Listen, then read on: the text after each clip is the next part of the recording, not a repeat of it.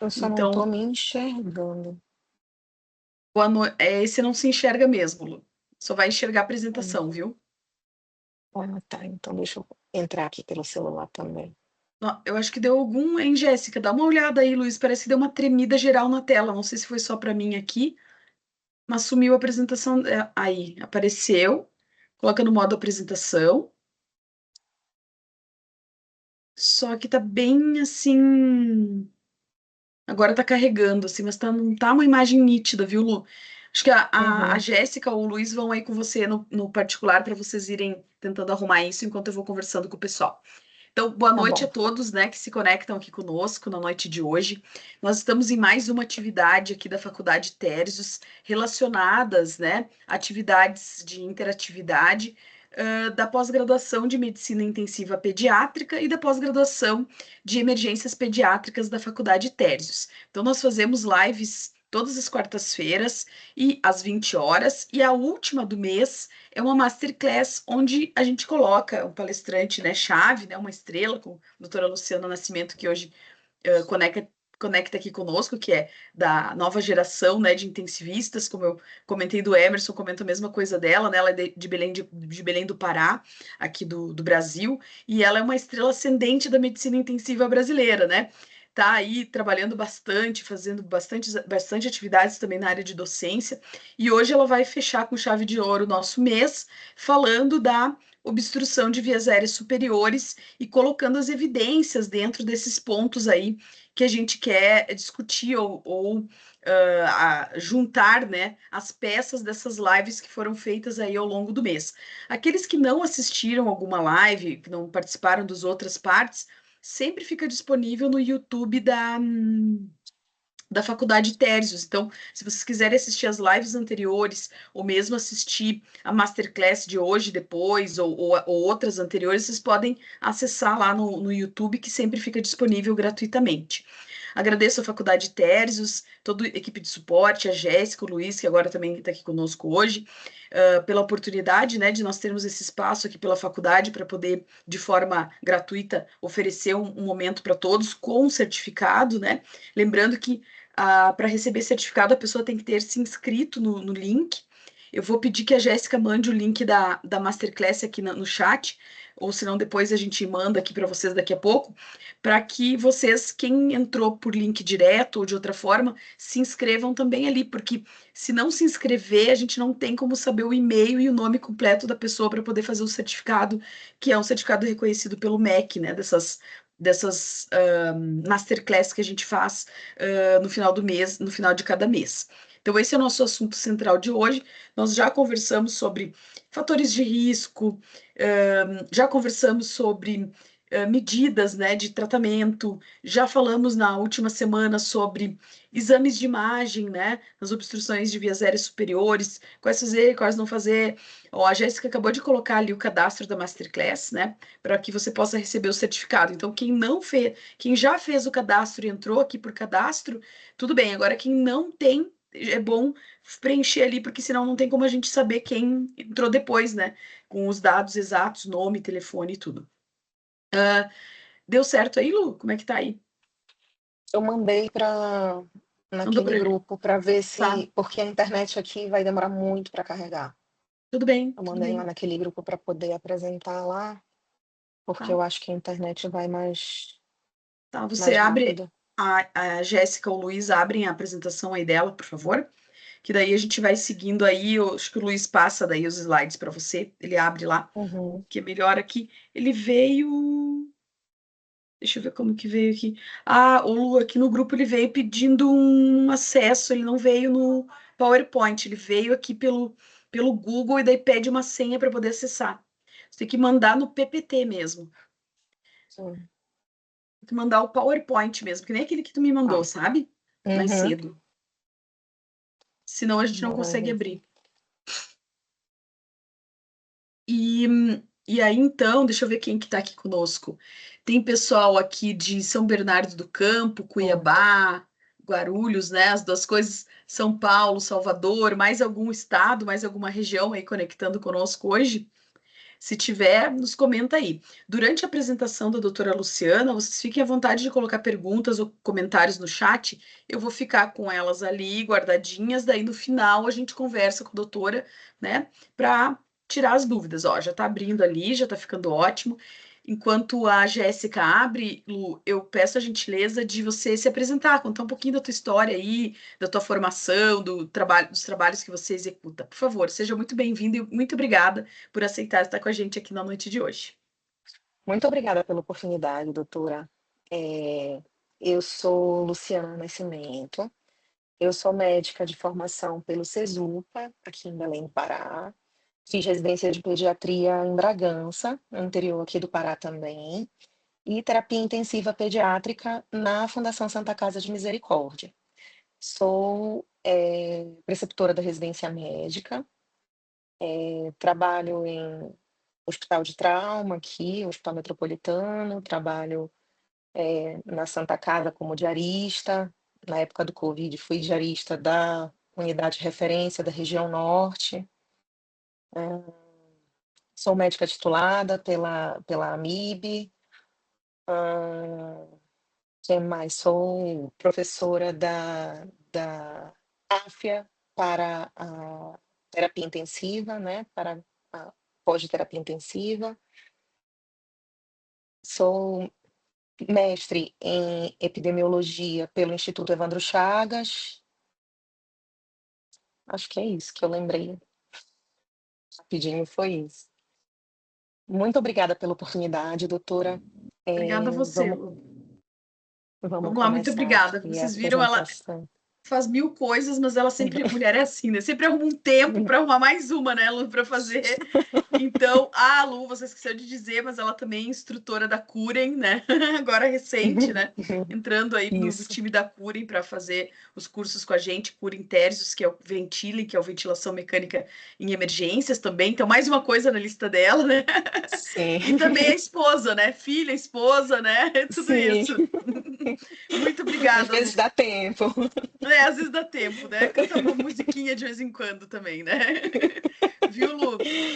Fica à vontade com o tempo aí, o tempo é teu, você faz a tua apresentação e a gente deixa as perguntas para o final, o que aparecer no chat, e eu vou interagindo depois com vocês no final para não atrapalhar aqui, tá bom? Fica à vontade. Combinado. Pode passar, por favor. Então, a gente vai falar sobre a obstrução de vias aéreas superiores, que é qualquer condição que vá causar uma obstrução do fluxo de ar de via aérea parcial ou total. E elas, em crianças, são potencialmente fatal. Pode passar. Vamos começar com conceitos anatômicos, né? Na via aérea superior, a gente divide em supraglótica, glótica e subglótica, e via aérea infraglótica ou intratorácica. Isso é importante na hora da gente classificar o que vai vir de obstrução para a gente. Pode passar, por favor. Dos conceitos. A supraglótica, pode passar mais um, por gentileza. A gente vai ter uma distensão fácil e sofre colapso também facilmente. A gente vai ter infecções localizadas nesse segmento que são muito fáceis de disseminar, principalmente por abscessos. Estridor, nessa parte, eles são mais. Quando a obstrução é nessa área, os estridores são inspiratórios, tá? E as doenças que obstruem esta área, elas são mais letais. Na área glótica e subglótica, a gente tem um pouco colapso, porque já tem uma cartilagem ali, a cartilagem cricoide, os anéis cartilaginosos da traqueia, que são menos distensíveis, então a gente não tem um colapso efetivo deles, causando menos lesão, tá?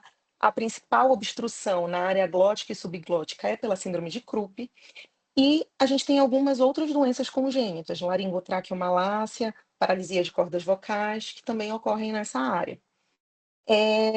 A principal causa de obstrução nessa área é a inflamação ou algum tipo de obstrução, né? Que aí ela vai causar rouquidão, e o estridor ele pode acontecer tanto na ins quanto na expiração. nessa área.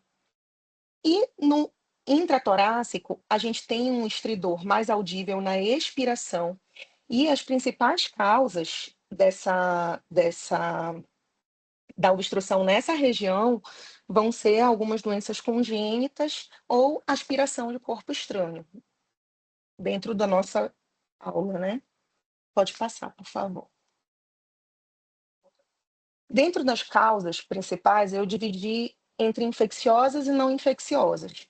E aí acabou que eu me ative mais pensando assim, o que chega mais em pronto-socorro, né? O que chega mais na emergência, para que facilitasse um pouquinho a dinâmica da aula, porque senão ia se estender muito. Tem alguns detalhezinhos, então eu tentei ser mais concisa para não me delongar muito. Então, entre as infecciosas e não infecciosas, pode passar.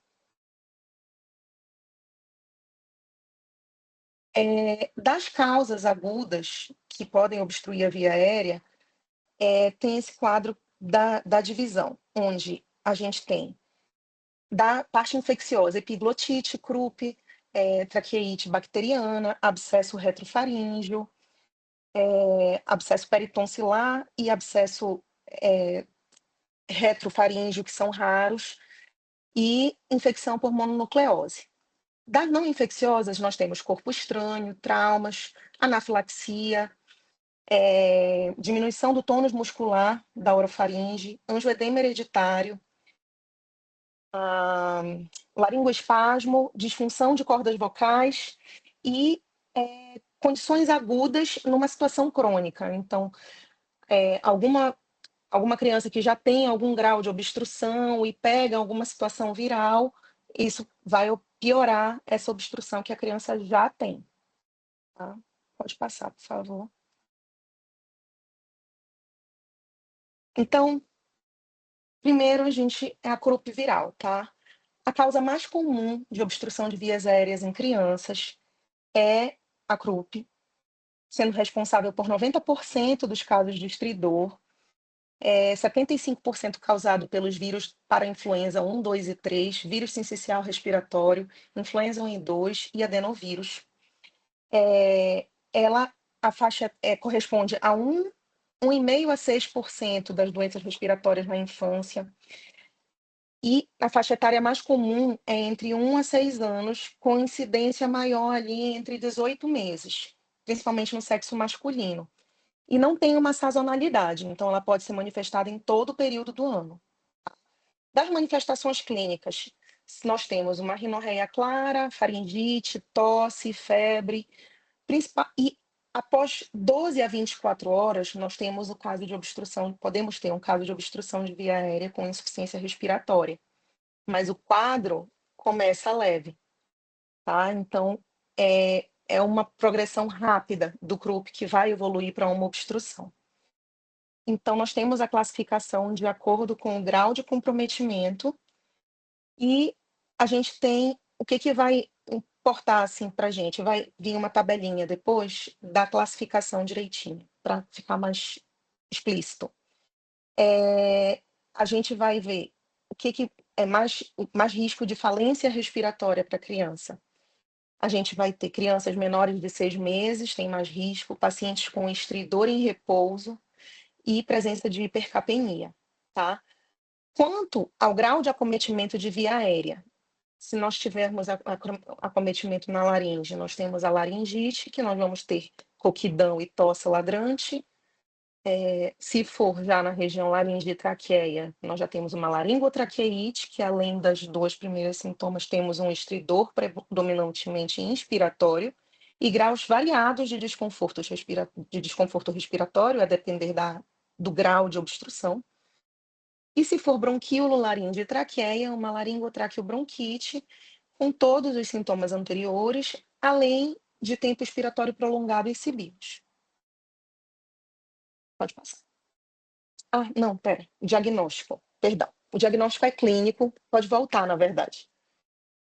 O diagnóstico é clínico, tá? E nós temos podemos pedir o raio-x cervical, que tem pouco valor. Por quê? Apesar da gente ter um sinal clássico de sinal da ponta do lápis ou da torre de igreja, eh, existem situações, muitas situações em que crianças saudáveis podem fazer essa apresentação, a depender da fase respiratória que eles estiverem. Então não tem tanta significância, tá? E existe a possibilidade também de isolamentos virais por métodos imunológicos, mas ela é mais útil quando a etiologia ou é duvidosa ou a gente tem algum protocolo de estudo sendo feito. Não é comum, tá? Agora sim, pode passar. Pode passar 2 vezes, por favor. Mais uma, por favor. Uma outra classificação é a pontuação de gravidade de Krupp de Wesley. Então, ela vai avaliar o nível de consciência, presença ou ausência de cianose, estridor, entrada de ar e retrações intercostais, sendo classificada como menor que 2, leve, de 3 a 7, moderado, de 8 a 11, severo, e maior que 12, uma iminência de insuficiência respiratória. E dentro de cada classificação, ele tem uma orientação, onde na leve você tem um tratamento em casa que vai fazer sintomático e hidratação, e para alguns pacientes, uma dose via oral de dexametasona. Para moderada, a gente já tem a dose oral, pode ser avaliada a nebulização com adrenalina, e a hospitalização é não é totalmente indicada em todos os casos, é um caso vai ser avaliada, pode ser avaliada. Já na severa, a dexametasona ela pode ser IM e EV também, não só necessariamente via oral, por causa da gravidade. Eh, vamos Podemos fazer doses de nebulização com epinefrina repetidamente, né, e a internação é indicada, e nós podemos usar corticoide nebulizado também, tá. Já na insuficiência respiratória, a gente usa o corticoide, temos a admissão na UTI, a nebulização com epinefrina, e pode ser que seja necessária intubação. Próxima, por favor.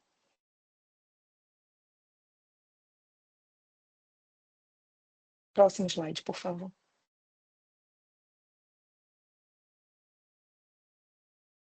Alô?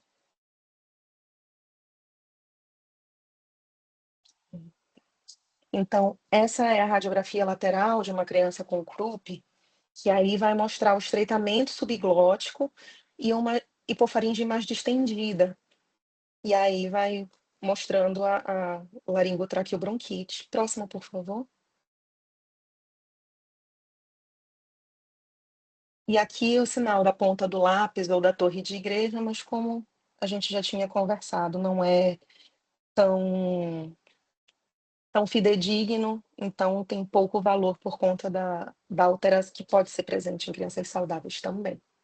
Próximo, por favor. Então, o tratamento.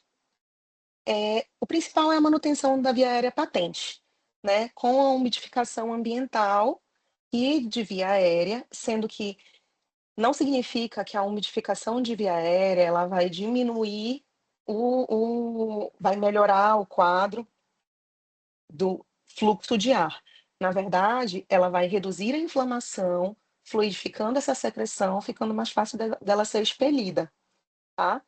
Além disso, uma maior hidratação pelo mesmo motivo, nebulização com adrenalina, quando bem indicado, e de corticoides, a gente tem a vantagem de reduzir gravidade, necessidade de internação, necessidade de UTI, tempo de internação quando necessário, e pode ser feito tanto a dexametasona quanto a budesonida inalatória, tá? Quanto às indicações de internação, nós vamos internar esse paciente quando ele estiver toxemiado ou desidratado, com incapacidade de ingerir líquidos, um estridor significante ou retrações em repouso, ausência de resposta ou piora da adrenalina. E uma coisa importante de se falar é quando a gente tem uma situação social desfavorável. Às vezes a gente não tem pais tão disponíveis para estas crianças, e são crianças que precisam estar com atenta vigilância. Então, observar se vai existir a possibilidade dessa criança ter esse acompanhamento em casa, ou se de repente é melhor internar e manter a observação intra-hospitalar por conta disso, tá? Próximo, por favor. Aqui, dentro da classificação, qual seria a melhor orientação? Então, na CRUP leve, uma dexametasona e alta, na CRUP moderada, nebulização com epinefrina, dexametasona, e pode observar em casa ou avaliar a admissão hospitalar. E na CRUP grave, nebulização com epinefrina, dexametasona e admissão na UTI para observação, para avaliar viéria definitiva, a depender do quadro. Próximo, por favor. Existe também o CRUP espasmódico. No CRUP espasmódico, qual é a diferença? Ele não é necessariamente, na verdade, ele não é infeccioso, ele é mais uma reação inflamatória da subglote. É uma reação alérgica aos antígenos virais. Então, ele não faz o processo inflamatório por conta da virulência em si. Ele é mais presente entre os 3 meses e os 3 anos. Das manifestações clínicas, é um quadro geral muito bom, sintomas de um resfriado comum e uma laringe mais pálida, com ausência de febre. Então, geralmente, a criança tem resolução espontânea, a criança fica mais tranquila quando ela fica mais calma, pode ser usado o uso de nebulização, e se não houver melhora, o tratamento da CRUP viral também pode ser usado. Próximo, por favor. Dos diagnósticos diferenciais que nós temos de CRUP, o próximo é a supraglotite. Ela é a antiga epiglotite. O principal agente dela é o Haemophilus influenza do tipo B. Tem um risco de obstrução total e óbito em 7% dos pacientes se não houver garantia de viéria definitiva assegurada. Do quadro clínico, é um início abrupto que vai durar menos que 24 horas, porque a criança começa a evoluir de uma forma muito toxemiada, de uma forma ruim, febre alta. Da feita que vai evoluindo o quadro clínico dela de sintomas respiratórios, vai evoluindo também os sintomas cardiovasculares. Então, você vai ter alteração de perfusão, um quadro séptico, desconforto respiratório progressivo, além de estridor, dinofagia, disfagia. E nós temos também a postura em tripé e a posição de cheirar, na tentativa de abrir ao máximo essa via aérea para tentar fazer com que esse ar entre. Nós temos eu trouxe uma imagem também dessas posições. Já já a gente fala sobre isso. Do diagnóstico, a visualização direta é o exame clínico principal, né? E nós vamos ter a epiglote em cereja, perdão. Do agente etiológico, a gente pode fazer a cultura direta dos tecidos supraglóticos ou uma cultura onde nós vamos ter a positividade de 70%, a depender do antígeno, e nós vamos fazer o antibiótico terapia direcionada para este quadro clínico. O raio-x de incidência, próximo, por favor. E tem as imagens. Essa é a epiglote em cereja. E aqui do lado esquerdo é a epiglote normal. Próximo. A posição de cheirar. Próximo, por favor. E aqui a postura de tripé. Próximo, por favor. Do diagnóstico de imagem, nós vamos ter um raio-x de incidência lateral do pescoço, onde a gente vai observar uma dilatação da hipofaringe, um aumento da epiglote e o espessamento ariepiglótico com o estreitamento da valécula, fazendo o sinal de dedo de luva, né? Para o tratamento, é importante que tenham médicos treinados em via aérea difícil infantil, tem que reduzir ao máximo o tempo de espera para garantir a via aérea dessa criança, porque quanto mais tempo, existe um aumento da mortalidade, um aumento do pior prognóstico. A cânula tem que ser escolhida de meio a 1 milímetro menor do que calculado para a idade, e o antibiótico escolhido nesse caso é a cefalosporina de segunda e terceira geração, pega a maioria dos principais agentes, aguardando também a cultura que vai ser coletada, né. Próximo, por favor. Aqui é o sinal do dedo de luva, tá. No quadro do lado esquerdo nós temos o raio-x normal e do lado direito nós temos um sinal de epiglotite. Próximo, por favor. Eu já tinha colocado, eu achei que eu não tivesse. Próximo, por favor. Próximo diagnóstico diferencial que nós temos é a traqueite bacteriana. Então, nós temos, é mais frequente em crianças até 6 anos, sexo masculino, e os principais agentes são os Staphylo aureus, podendo ser também por Streptococcus, Moraxella, Catarrhalis e hemófilos também. Ah, temos, pode ser com a infecção viral também, por vírus influenza A e B, parainfluenza, enterovírus, vírus essencial e até sarampo pode ter com a infecção. Das manifestações clínicas, elas são muito similares à croup viral e à epiglotite. Tem um pródromo breve viral e depois evolui com um quadro de febre alta, rouquidão, aparecimento da tosse ladrante, estridor inspiratório, insuficiência respiratória, e são quadros assim, eles são assim, podem evoluir de forma muito importante também, e sinais de febre alta, toxemia, tem uma mortalidade de 18 a 40%, tá. Do diagnóstico, nós fazemos na visualização da traqueia, então uma laringoscopia com presença de exudato purulento fétido e cultura. E a hemocultura geralmente é negativa, a cultura que a gente pede é a cultura da secreção traqueal, que vem positiva com o agente. Do tratamento, geralmente encaminhar para UTI, a depender da gravidade, claro. A taxa de internação em UTI é 94% por causa da evolução importante da doença, taxa de intubação de 83%, o risco de complicação grave é de 28%, e os antibióticos AV de primeira escolha são oxacilina com clorafenicol, ou a cefuroxima, ou ceftriaxona. Próximo, por favor. Aqui uma imagem da laringoscopia com presença de secreção purulenta em via aérea baixa, sendo classificada como uma traqueite bacteriana. Próximo, por favor. O próximo diagnóstico diferencial que nós temos é o abscesso retrofaríngeo. Ele é uma supuração e necrose dos linfonodos que vai acometer crianças menores de 6 meses, com os principais agentes dos estafilopiógenes, virídeos, áureos e epidermides, anaeróbios, hemófilos e Klebsiella. Do quadro clínico, ele é similar à supraglotite, com evolução mais insidiosa, tem sinais de desconforto respiratório sem sinais de desconforto respiratório inicial, diferente da supraglotite. E na orofaringe, no exame físico, nós vemos o abaulamento da parede de faringe posterior, né?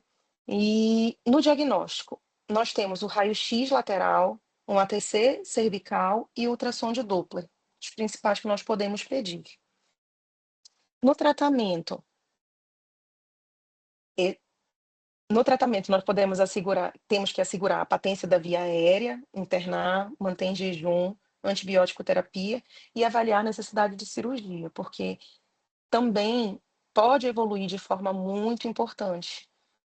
Por isso é importante identificar de forma mais precoce, iniciar a antibiótico terapia de forma precoce, e nem sempre resolve, às vezes precisa ser realmente internada para poder, realizar a cirurgia para retirada.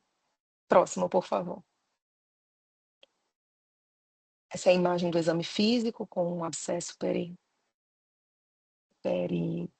retrofaríngeo, perdão.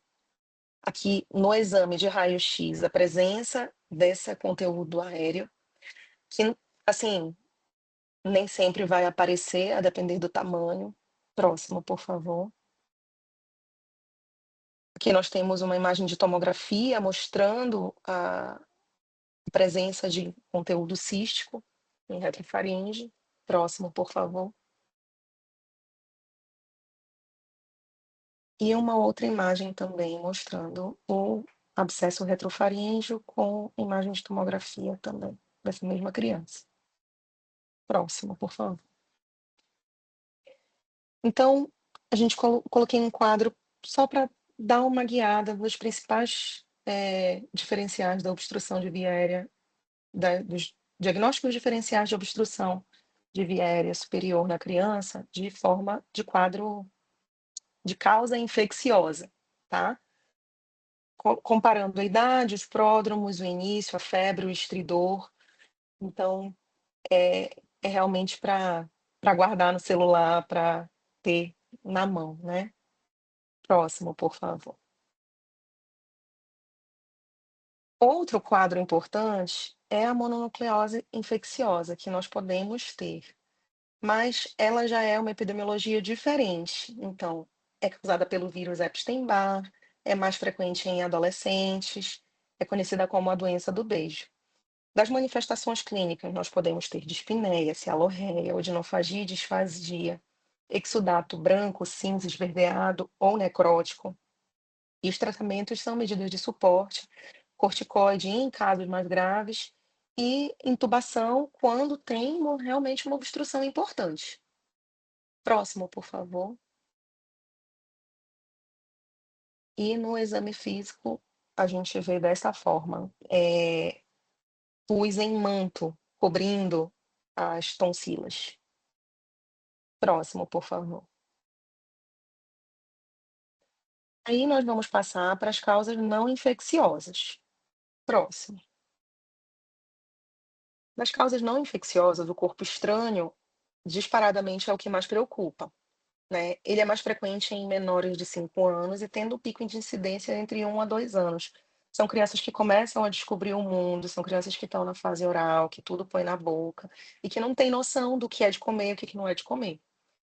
Então, geralmente, quando são acionados alguma urgência, menos de 2% do caso precisa de intervenção, porque as crianças conseguem fazer essa higiene brônquica a depender do grau de obstrução, claro.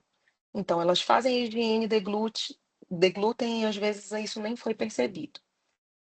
Da classificação, a obstrução pode ser de laringe ou traqueia, a gente pode ter um corpo estranho esofágico que comprime essa via aérea, e ela pode ser parcial ou completa. Do quadro clínico, é bem característico uma tosse súbita, uma sensação de engasgo ou a presença de estridor e o comprometimento respiratório repentino. Próximo, por favor. É isso. Das orientações. Quando a gente tem a presença de obstrução completa, nós temos a manobra de Hennes. Vai ter figuras mais ali na frente que tem todo o passo a passo. Quando é incompleta, nós não temos a indicação de fazer a manobra, porque esse corpo estranho ele pode deslocar e vir a obstruir mais ainda. Então, não é para fazer também varreduras às cegas, pelo risco de deslocamento. Dos exames, quais são os indicados para serem solicitados? O raio-x ou tomografia, a depender do que a criança broncoaspirou. Uma ressonância, de, se tiver de primeira escolha, a broncoscopia, porque é a que vai resolver o quadro clínico, e a depender do que ela broncoaspirou, uma fluoroscopia também pode ser solicitada. Tá? Então, qual é a orientação? Remoção com broncoscopia rígida. Pode ser usada a flexível? Pode. Só que com uma pessoa que tenha muita habilidade, porque se não conseguir retirar esse corpo estranho, a gente pode deslocá-lo e aí piorar mais ainda a obstrução e piorar o quadro clínico da criança. Depois da retirada do corpo estranho, tem a orientação de fazer a broncoscopia flexível completa para verificar se o corpo estranho pode ter deixado pequenos resíduos que podem fazer outras obstruções de vias aéreas menores. Próximo, por favor. Quando a gente não consegue retirar um corpo estranho, mas esse corpo estranho não está obstruindo totalmente uma via aérea, e a criança tem possibilidade de ficar aguardar alguns dias, às vezes, é indicado iniciar antibiótico terapia, corticoterapia e nova broncoscopia após pelo menos 3 a 4 dias. Porque com o antibiótico, o paciente vai fazer uma reação inflamatória naquela área. Então, o corpo vai tentar expulsá-lo de forma de mecanismo de corpo estranho, produzindo secreção, produzindo muco. A corticoterapia vai diminuir o edema, fazendo com que diminua um pouco aquela obstrução. E a nova broncoscopia é justamente para depois dessa situação, com antibiótico, com corticoide, às vezes já está muito inchado quando o médico broncoscopista chega, e aí você realmente precisa dessas condutas para poder tentar uma nova abordagem para retirar esse corpo estranho. Então, das principais complicações são o deslocamento, o pneumotórax, principalmente durante a tentativa de retirada desse corpo estranho, atelectasia ou bronquiectasia, pós onde o corpo estranho está obstruindo, hemorragias e, em casos, na evolução ruim do quadro, sem conseguir resolver, paradas cardiorrespiratórias e óbito. Próximo, por favor. Então, esse é o quadro clínico, esse é um fluxograma de obstrução de via aérea, do que a gente vai procurar, né. Então, se a nossa criança tem uma obstrução total ou parcial, está em posição de cheirar, está em posição de tripé, tem um desconforto respiratório importante, cianose, a gente vai chamar o anestesista, o otorrino e para fazer uma assistência mais especializada para essa criança.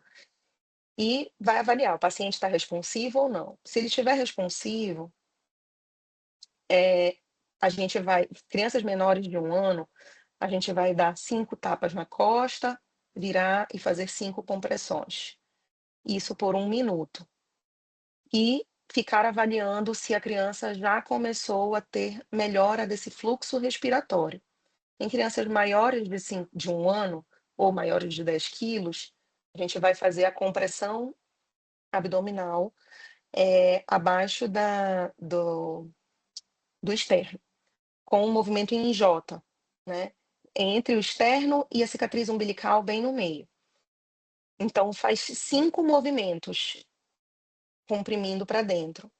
Se forem crianças mais novas, a gente precisa ficar de joelho para ficar na mesma altura que elas. Já crianças mais velhas, que já deem para ficar na mesma altura que a gente, não precisa ajoelhar.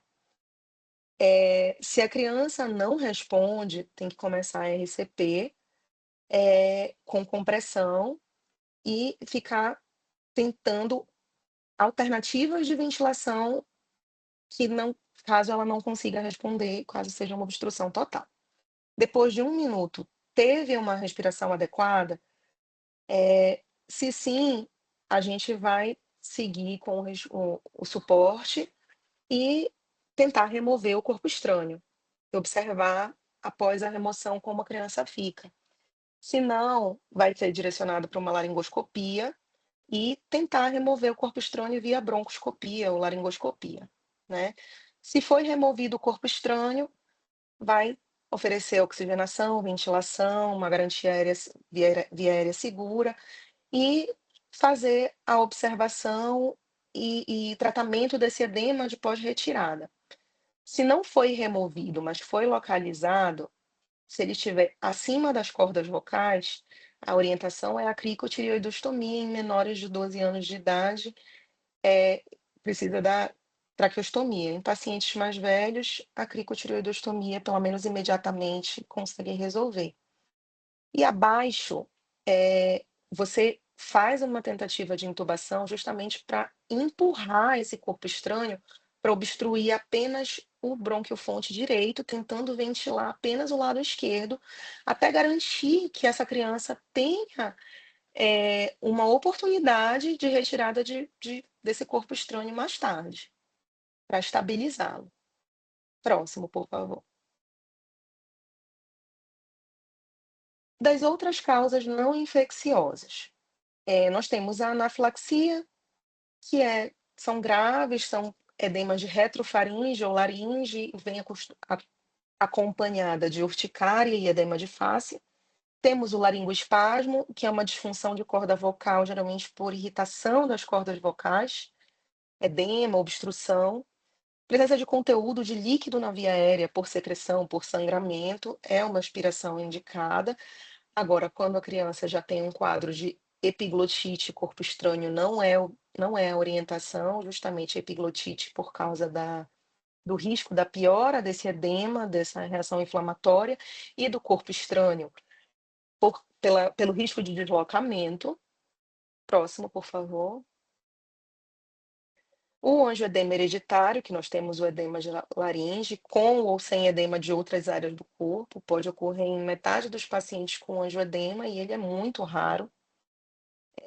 Redução do tônus muscular orofaríngeo, que é a queda de língua por redução do nível de consciência ou por alguma doença neuromuscular ou alguma outra causa que possa fazer com que essa musculatura seja reduzida.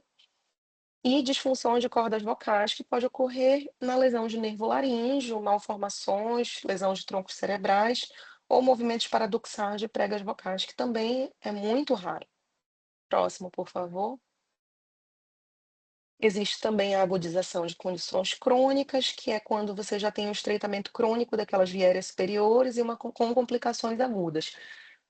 Uma criança que já tem uma estenose por algum motivo, por lesão anterior, evolui com um quadro de resfriado, ela vai ter uma piora dessa obstrução, fazendo uma piora do quadro clínico. E trauma? Trauma, ele é um capítulo só dele. Então, é garantia de via aérea, realmente, se tiver trauma de face, o trauma ele sempre vai vir acompanhado de uma história, ou um acidente, ou uma queimadura, ou uma situação em que a pessoa conte o que aconteceu, ou o acompanhante conte. Então, é garantia de via aérea, a depender do grau, traqueostomia diretamente, principalmente inalação de substâncias quentes, de vapor quente, porque o quadro inflamatório é muito importante, então precisa garantir essa via aérea e depois pensa em reconstruí-la, mas a manutenção da via aérea é o mais importante, né. Próximo, por favor. Quanto à avaliação na emergência, de na obstrução da via aérea, o que que a gente tem que levar em consideração? Quanto ao grau de obstrução, se ela é leve, moderada a grave ou completa. Leve, a criança tem capacidade de falar, uma fala rouca, mas tem uma boa entrada de ar, o estridor inspiratório, tem choro, tem agitação e tem retração supraesternais discretas. Moderada a grave, uma taquipneia, um estridor audível, uma inspiração prolongada e um esforço respiratório maior e tem a diminuição da entrada de ar.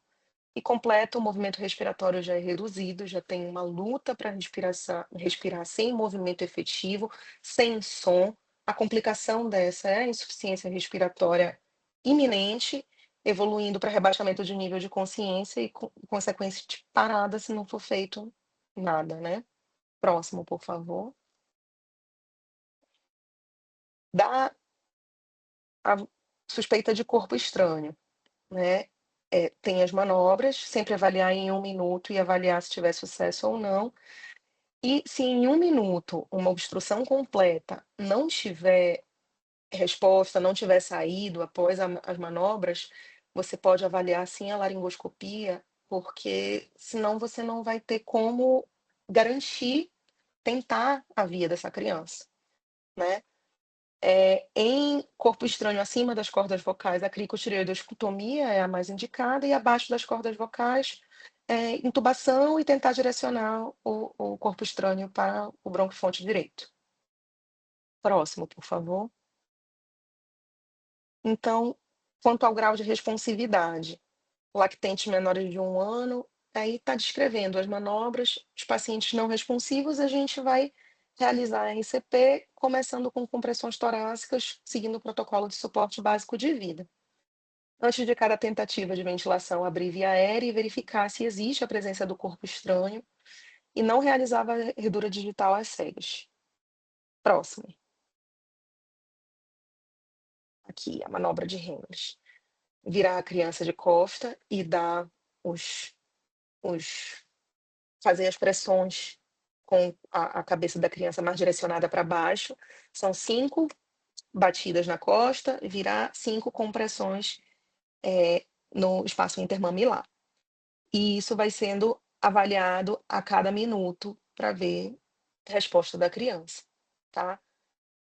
Com 1 minuto já tem indicação de laringoscopia. E aqui já a manobra. Pode passar. E aqui a manobra e o posicionamento que deve ser feito para crianças maiores, tá bom? A mesma manobra de Heimlich. Próximo, por favor. Aqui o diagrama do sem quando a gente tem uma obstrução de via aérea sem corpo estranho, né. Então nós vamos ter avaliar os sinais de insuficiência respiratória, cianose, a presença de fala ou de tosse. Se nós temos, a gente vai começar com uma oxigenação a 100% em máscara não reinalante, oxigenação e idealmente manter acima de 80 e estabilizar. Se estabilizar, prepara se não conseguir estabilizar, vai preparar a intubação e chamar anestesia, otorrino, para tentar, a broncoscopia. Se a criança não tiver respirando se a criança, tiver possibilidade de respiração, vai tentar identificar qual a causa de obstrução. Após a tentativa de oxigenação, se não for efetiva, vai fazer a intubação com sequência rápida e, se a intubação for com sucesso, tentar identificar a causa de obstrução. Se não for com sucesso, eh, vai vai suspeitar de angioedema pela obstrução pela língua, tá. Hã, tentar observar se a obstrução é supraglótica ou infraglótica e a tentativa sempre de oxigenar o paciente, monitorizar. Eh, Se não conseguir, a cricotireoidostomia está indicada e sempre, a crico ela pode durar até 30 minutos até chamar para uma nova definição de via aérea, uma traqueostomia ou retirada de corpo estranho ou desobstrução, o que for mais adequado naquela situação. Próximo, por favor. Aqui é a descrição do procedimento de cricotireoidostomia. Numa caso de extrema urgência, só tenho eu, o que que eu vou fazer, como que eu vou fazer.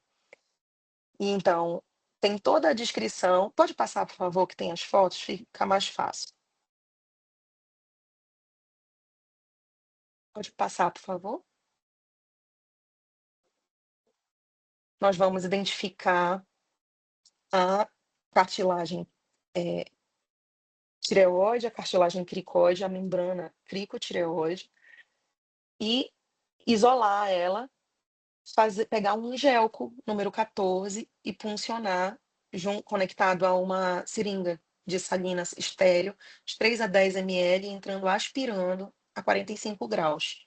Quando a gente conseguir chegar na via aérea, ela vai borbulhar.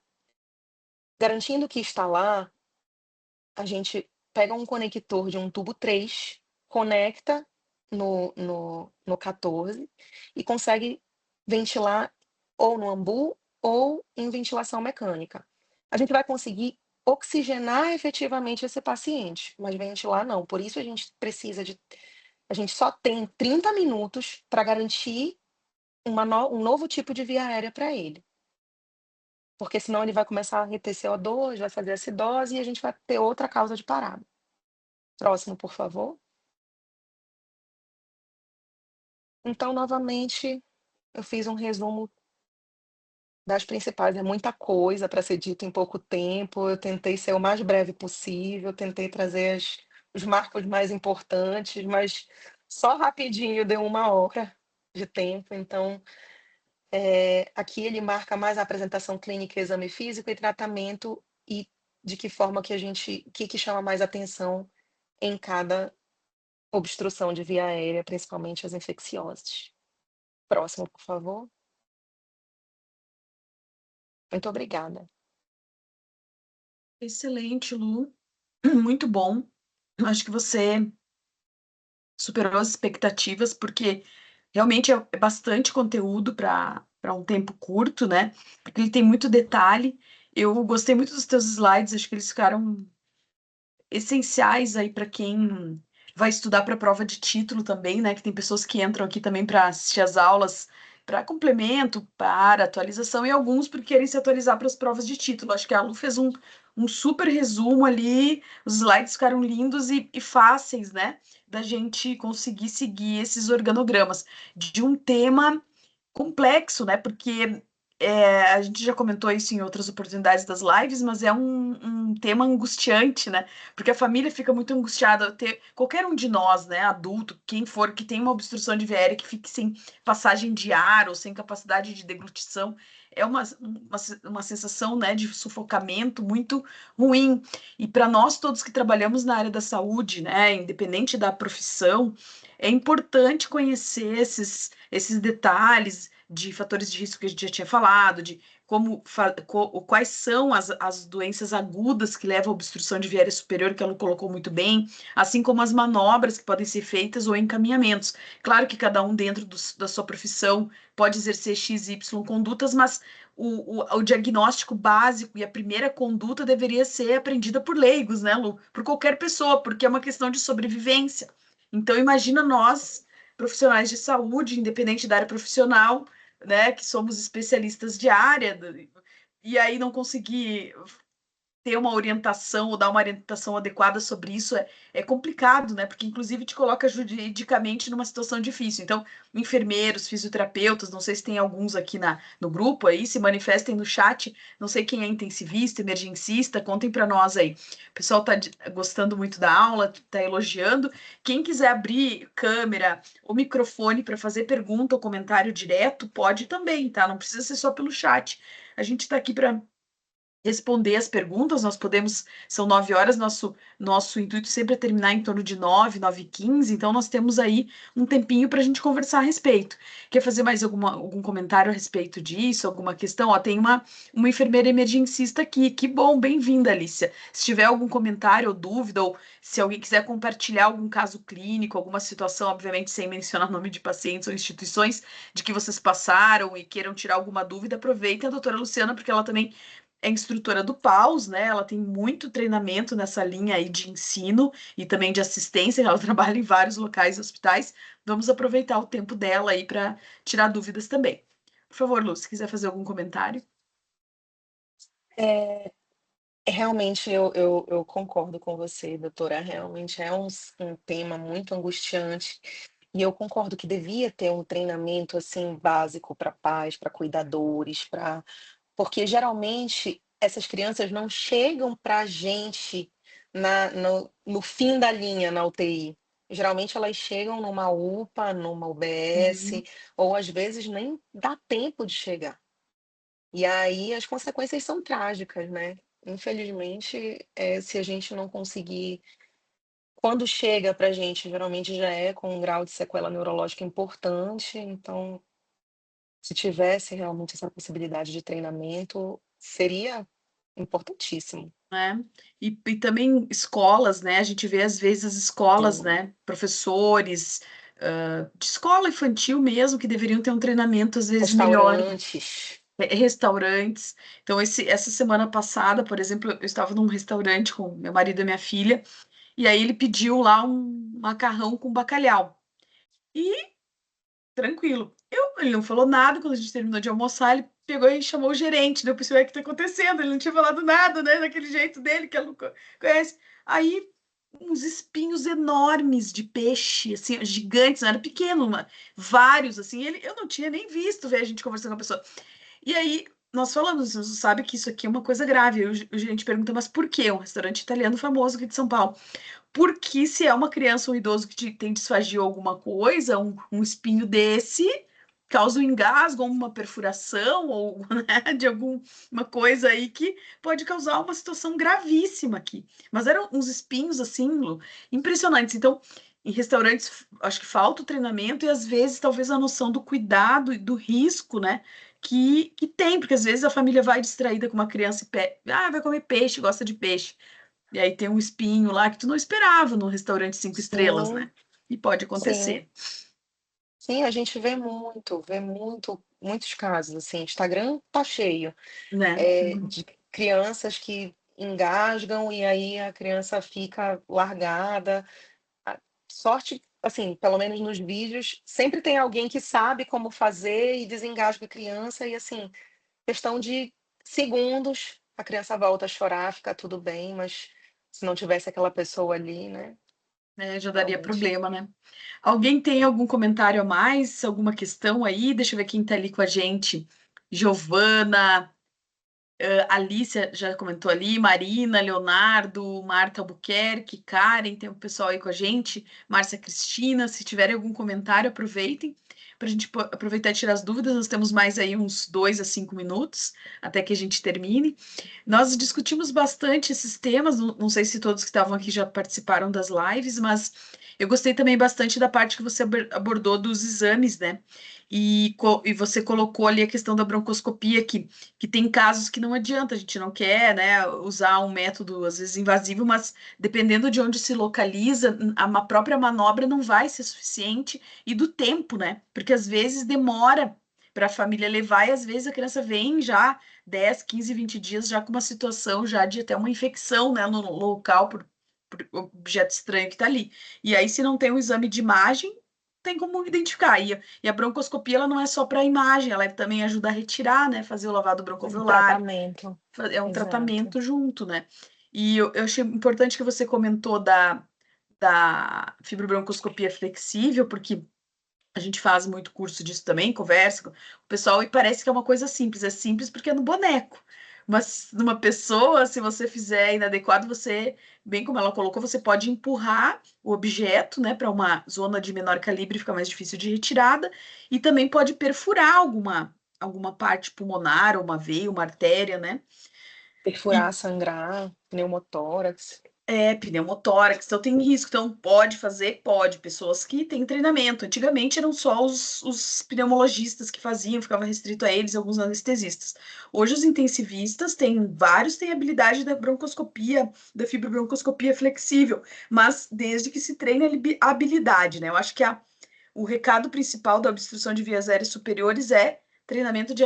Primeiro, né, identificar os fatores de risco, claro que é o conhecimento prévio, mas habilidade, né, Lu? O que você acha, assim, que você poderia dizer, assim, umas 3 coisas para a pessoa de principais habilidades técnicas que ela teria que ficar um pouco mais ligada para identificar e tratar mais precocemente, né, tomar uma decisão mais rápida sobre a obstrução de vias aéreas? Acho que observar o status neurológico da criança, né, saber fazer a manobra de desobstrução de corpo estranho total. Observar se esse estridor, ele vai ser inspiratório, expiratórios ou ins e ex-expiratório, porque você vai ter uma noção da localização de obstrução e aí você vai dentro do quadro clínico tirando, eliminando possibilidades. E assim, na suspeita de um uma epiglotite, por exemplo, que tem uma ou do abscesso retrofaríngeo, que são quadros que são mais dramáticos, né, com uma evolução pior, não hesitar em tentar internar, observar e manter ali, por causa da evolução grave deles. Eles evoluem de forma séptica. Existem quadros recentes até, eu estava vendo, acho que um jornal, e uma criança era provavelmente um abscesso retrofaríngeo que diagnosticaram errado, e a criança foi entubada, estubada, entubada, estubada, até chegar na UTI. E aí o abscesso rompeu, a criança morreu sangrando, Exatamente. infelizmente. Exatamente. Então, é basicamente isso. Acho que são Perfeito. as três principais. Também acho, concordo com você. E a questão do tipo de estridor é super importante. A gente gosta disso nas aulas, né? Coisa que as pessoas pensam, ah, é de livro, é das neuroses delas que ficam na UTI. Não é. Às vezes a pessoa vem para você, alguém da emergência liga para a UTI, é mais frequente isso, ou a mãe, que às vezes faz o atendimento domiciliar com a enfermagem, né, que tem atendimento domiciliar, ou com fisioterapeuta, ou com pediatra, que eles fazem muito atendimento domiciliar, crianças principalmente às Sim. vezes crônicas, que não têm uma obstrução crônica, mas ela tem disfagia, tem outras coisas, corre o risco de obstruir. Aí te ligam e daí falam, ah, tá com estridor. Daí você pergunta que tipo de estridor, a pessoa não sabe te dizer. Quando você vê o paciente, você que tem que observar isso, ou escutar, né, muitas vezes, para tentar, porque às vezes o barulho é baixo, mas na maioria desses barulho é muito alto. E faz toda a diferença isso, né? Se é in, se é ex, ou se é as duas coisas, né? Eu sempre gosto de imitar quando eu dou aula, né? Eu fico fazendo os estridores, eu faço, na in, na ex, Eu os faço dois, também, eu né? costumo fazer, mas logo em seguida eu tuço, tuço, tuço. Então, por isso que eu não vou fazer hoje. Eu também sem voz, se eu desabar fazer isso aqui agora, eu vou tossir até ficar azul. Mas esse é um ponto bastante importante da gente ver e ter, né, esse discernimento para atitude mais imediata, né? E orientar as outras pessoas, né? Orientar as mães, porque quem tem criança que foi prematura, ou, né, que já teve histórico de malácia ou de obstrução de viária superior, né, Ou de pós-extubação, intubação, né? né? Então, já orientar, ou que tem disfagia, já orientar a mãe, a família, os cuidadores, o pai também, né? Que sempre diz que é sempre a mãe, mas os todos, para que eles fiquem atentos a alguns sinais. Não é terrorismo, às vezes as pessoas, ah, é terrorismo, fica dando muita informação. Não é, porque vai acontecer, infelizmente. Em algum momento, ele vai ficar com a cabeceira baixa, alguém vai dar alguma coisa que não era para ele tomar ou comer, às vezes tem um irmão menor que vai brincar e dar alguma coisa que não era. Então, não custa a gente orientar, né? Eu acho que cada vez mais Sim. né, questão de orientação da equipe como um todo, mas da família, né, dos cuidadores, porque no final das contas eles é que vão para casa depois, né, juntos. Que vão ter o primeiro contato, né? Então, e quanto mais precoce, melhor o prognóstico, né, dessa criança. Exatamente. Muito bom. Eu não sei se alguém tem mais alguma questão, algum comentário para nos fazer aí. Fiquem à vontade, vocês estão tímidos hoje, pegamos uma turma mais quietinha. Ou é que eu também acho que a aula foi tão boa, esclarecedora e objetiva que não ficaram dúvidas, porque teus slides foram tão assim, sabe? Claros que talvez não gerou, respondeu as dúvidas nos próprios slides. Eu aproveito para comunicar a vocês que nós temos lá no site nas páginas da Faculdade Tércios, a pré-inscrição para a prova, para o curso preparatório para a prova de título de medicina intensiva pediátrica, que vai acontecer em julho. E esse curso da Tércios começa em abril, 7 de abril. E a professora Luciana, eu sempre digo Luciana. Luciane, sempre tenho essa mania de fazer.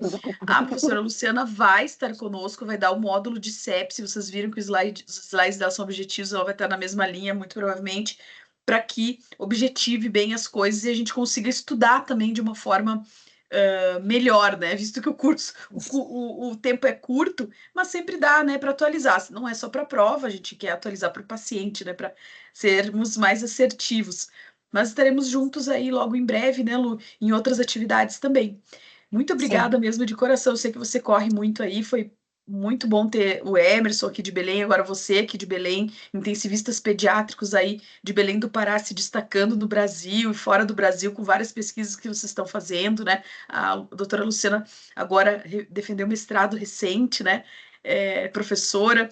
Então, para nós é uma honra aqui pela Faculdade de Tércios também receber você, receber as equipes aí de Belém e a gente trocar essas ideias aí entre os continentes desse nosso país tão gigante, né? Cheio de maravilhas e de pessoas maravilhosas para nos ensinar sempre um pouco mais. Muito obrigada, viu, Lu? Até a e eu que próxima. agradeço Você a sempre volte. oportunidade de estar aqui, de trocar um pouquinho, né, conhecimento. Eu sempre aprendo muito também com todas essas aulas, estava acompanhando todas elas, então é maravilhoso. Por sinal, parabéns por essa ideia que a senhora teve, eu achei fantástica. Então, muito, muito obrigada pela oportunidade novamente. Obrigada. Seguiremos firmes e fortes aí. Depois fica a aula no YouTube, para quem quiser assistir depois, ver novamente, né? Treinar e tudo mais. A doutora Luciana tem Instagram também, se tu quiser colocar ali no chat ali, coloca o Instagram ali, também vou colocar o meu para que se alguém por acaso não me segue aqui do grupo, mas às vezes acho que sim. E ela também coloca, nós ficamos também disponíveis para perguntas depois também, né, nas redes sociais ali, caso surjam algumas coisas que vocês queiram conversar com a gente. Uma excelente noite a todos, um ótimo carnaval, né, e até a próxima quarta-feira, onde nós vamos abordar daí temas relacionados ao desenvolvimento neuropsicomotor. Nós vamos ter várias coisas relacionadas daí à parte neurológica, de neurodesenvolvimento das crianças, que também vai ser um tema de bastante interesse. Obrigada, doutora Lu. Até breve. Muito Fica com obrigada, doutora. Deus. Até a A senhora próxima. também. Tchau, Até a tchau. próxima. Tchau, tchau. Tchau, gente. Obrigada. Que bom. Tchau, tchau. Obrigada, Lander.